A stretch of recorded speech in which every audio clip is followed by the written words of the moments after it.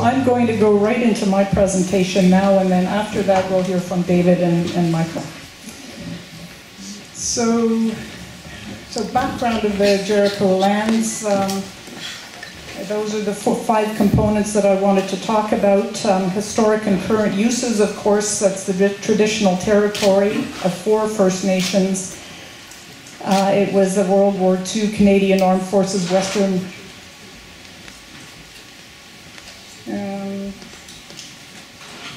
whoops, okay. All right, there we go. Western headquarters. Today it's a garrison, the 39 Canadian Brigade Group headquarters. Has military family housing, which as we know is important to have affordable housing. Historic buildings, heritage homes, facilities for early childhood education, green space and mature trees, and very importantly, a hydrological impact on Jericho Park north of 4th. So that's something that we may discuss further in the questions.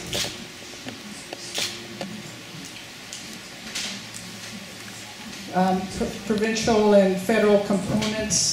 The yellow is now the park, but originally that was part of the federal lands. Can you see the boundary in yellow? Yeah. So the boundary in red is the federal Jericho garrison lands, and as you are probably aware, my other connection to this, other than being the MP here, is that I'm the Liberal Party's critic for national defense. So that's one of the connections that I have, and hopefully, well, actually it turned out not to be helpful because I was not able to get a meeting with national defense, even though I've been asking for one for almost 2 years. I will leave David to talk more about the provincial part, which is just to the left of the red part, and that's where we have schools and community centers and other important community institutions and services. One thing I did want to say on the provincial side is when I was the Minister of Management Services for the province of British Columbia, I was responsible for BCBC, the BC Building Corporation, which is the agency that at that time was responsible for these lands. And even though it was not on the agenda, I chatted with the Director of sort of Land Development and Disposal at BCBC. I lived out in New Westminster at the time, and said, what's the plan for the Jericho lands? That gentleman said, whatever happens with the federal portion, the province will be tying on to, and nothing is going to happen in a generation. So that was the view in the province's bureaucracy at that time. We're talking about 7 years ago. So what initiated the sale of this federal portion? It turns out that this was actually initiated quite a while back. The 1995 federal budget identified the Jericho garrison as one of the DND sites that would be closed. And so Treasury Board on November 2001 endorsed the site as a strategic disposal property. The government at the time decided that it would maintain DND's ownership and use until after the 2010 Olympic Games, so that if it was needed to have military presence for security and emergency purposes, those lands would be available. And they actually were utilized for the security of the Olympics. So I think the key for me, and the reason that I've been kind of raising the issue, is the importance of an inclusive vision for change. We realize that land use does change over time, but we also know that this is an absolutely critical part of the community. And what I would like to do is know that 50 years from now, all of us that were part of this can say to ourselves, that was a great vision, look what a great use there is of those lands today. I mean, if we can look back in 50 years and say that, I think we'll have done a public service, and this will have been in the public good. So I put that up there because to me, the news that I learned from Canada Land's meeting was, one, the good news is they are planning to consult before they do anything or before they sell anything. That's the good news. The challenge is they are under pressure to do it all very quickly. And when I look at the vision of what they have done on other military-based lands, it's been pretty much about it's been pretty focused on residential development, and I'm not sure that they're really looking widely as to what are some of the other kinds of uses that we might want to propose, or you might want to propose for these lands: institutional, educational, community, etc., etc.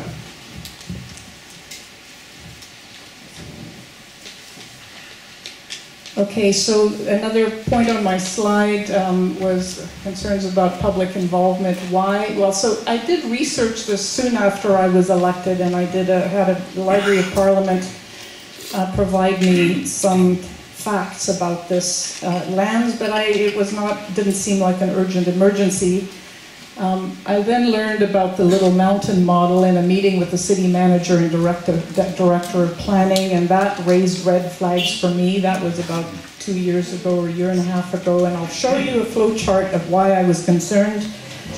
There's been meetings and to invoke the interest and appetite to be involved by people such as yourself, and thank you for responding to these invitations and offers. There's been a few, there was requests for meetings and letters and so on to the ministers involved, which got nowhere. And finally, Kaylee, over there, who is someone who can get around objects, big objects and immovable objects, was able to secure for me a meeting with the president of Canada Lands Corporation. So, the Little Mountain model, so what I learned was, and this is incorrect, it was actually CMHC, the Canadian Mortgage and Housing Corporation, that owned Little Mountain, which is between, I think, 37th and 31st, and between Maine and Ontario. And that was the process that happened. The federal government sold it to the province sold it to a developer. The developer created a plan, had something in mind in terms of density, because of course they paid a good dollar for it. The developer applied to the city for permits, and then the consultation started. So, as you can imagine, the residents were not very happy that this whole thing had unfolded since 2007 without their input until a couple of years ago. So that's what I didn't want to have happen to the Jericho lands. So the second section, or the last section that I'll talk about before we turn this over to the other panelists, is what I learned in my meeting the last week in June in Parliament. So what I learned is that the Canada Lands Company will be the developer. It will not be being sold to a developer, as was the case in Little Mountain. In Little Mountain, CLC was not actually involved at all. Went straight from CMHC to the province. I haven't had an explanation why, but I think it's probably because those lands were identified as a critical social housing, and they had provided social housing since the 1940s, when the property was secured by the province or by the city, and then was managed essentially and owned by CMHC. So I think that it had that other trajectory because it was going to maintain social housing as a core objective, and the province was active in that as well as the city over the last number of years. So First Nations consultation and accommodation. So these are the categories that I'm going to touch into. So let's just go on with Canada Lands as the developer, not the Little Mountain model.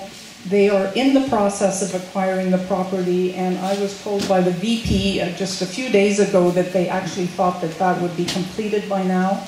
So it is really imminent. They are buying it at current market value, less the cost of cleanup and demolition of buildings and any contamination cleanup. Those funds go to national defense. They then produce a plan for development. There will be input sought. The plan will be put forward for approval by the City of Vancouver, and then they, as the developer, will service the area and sell off lots in increments over time so as to not flood the market. So that's how it was described to me. And the profit between the price they pay National Defense for land as is now and what they make as a developer goes to the Government of Canada, to the Treasury. So there you go. That's the nub of what we have in front of us. So let's see. This is a bit tricky. So I'll just give you a little bit. So because this is the developer, they're going to be a very important organization to our community over the coming years. So I've just put a few. This is essentially from their website, so if it reads like a promotional blurb, forgive me.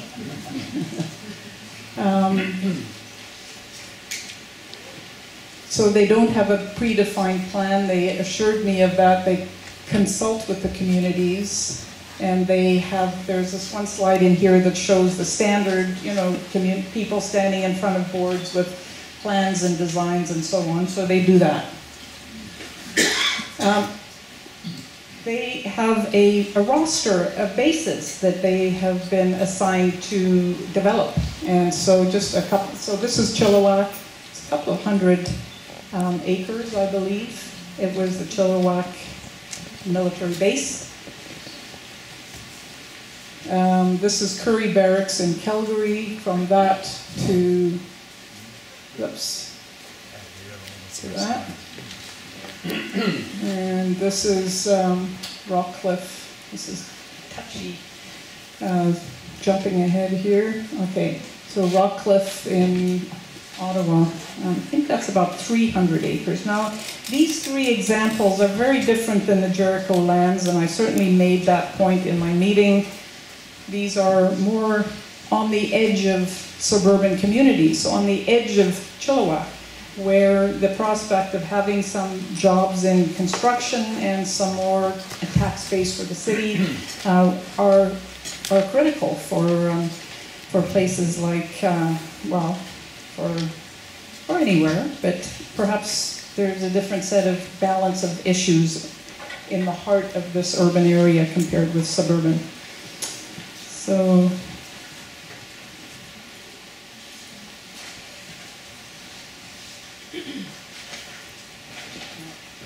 my papers are lagging behind my slides here.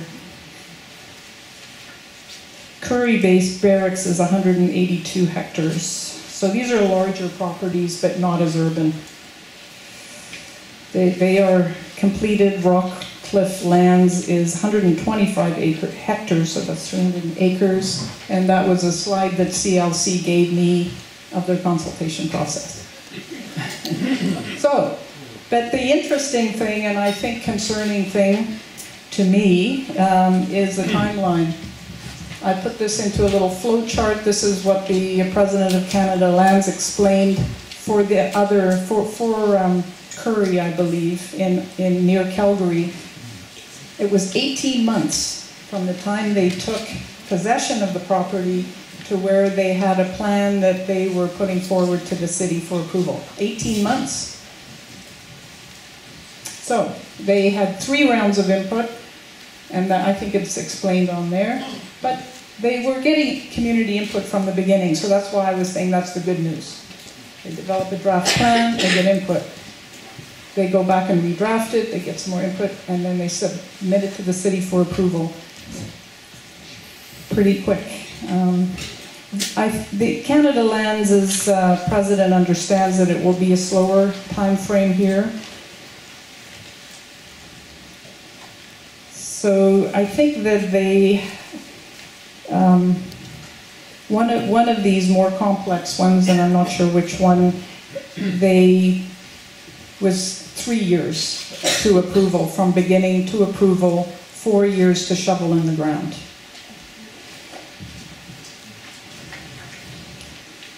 They're estimating that in this case, from the time that they take possession of the Jericho lands to when it's completed with shovels in the ground would be 5 years. So that's Canada Lands' own estimate. Canadian, the CBG, the Brigade Group 39 moves out next year. Military family housing closes in 2017. Consultation could start within the next year because they were thinking it might actually be already in their hands, and then they will develop their preliminary plan to consult with.